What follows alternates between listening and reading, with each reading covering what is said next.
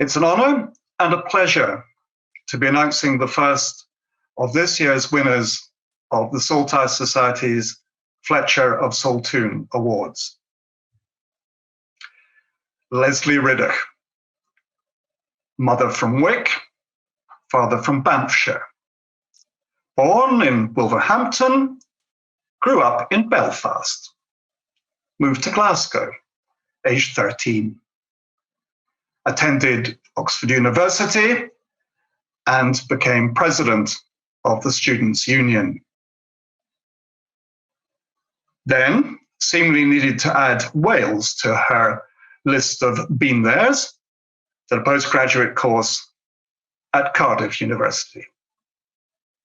Talk of someone who'd really got to know every corner of a country that she elected to talk about and have views on, as a writer and as a journalist.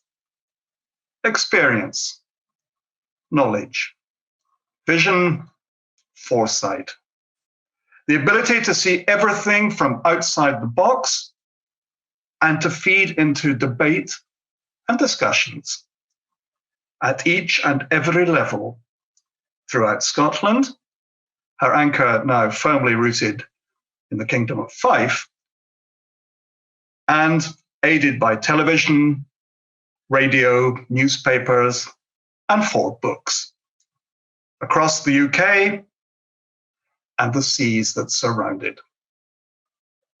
A well-kent voice, face, and pen. A person turned to when looking for a spirited take, and her independent radio and podcast company is called Feisty, on life as it is lived. Lesley Riddoch, the person who more than just knows what she's talking about, the person who more than just deserves to receive this Fletcher of Saltoun Award, a year in which people, 2020, in which people of rational thought, such as Lesley, are needed more than ever and will be remembered. Congratulations, Lesley, a very, very worthy winner of this award. Thank you. I'd like to say a massive thank you to the members of the Saltire Society and the panel that have nominated and selected me for this amazing award.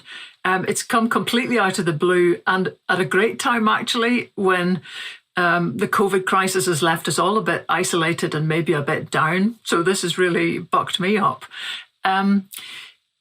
I guess there's a few things to say about Fletcher of Saltoun. He obviously was a pro-European. He obviously was a huge supporter of the Scottish Parliament. I'm delighted, therefore, in an extra way, to be getting an award with his name on it. When I think about the last 10 years for me, so much of it has been actually about trying to sort of expand the way that we think about Scotland by including our Nordic neighbours.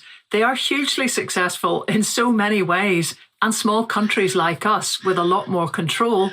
I hope that the ideas, the experience, the lived experience of the Nordics is now something that's a lot more familiar to people than it was a decade back.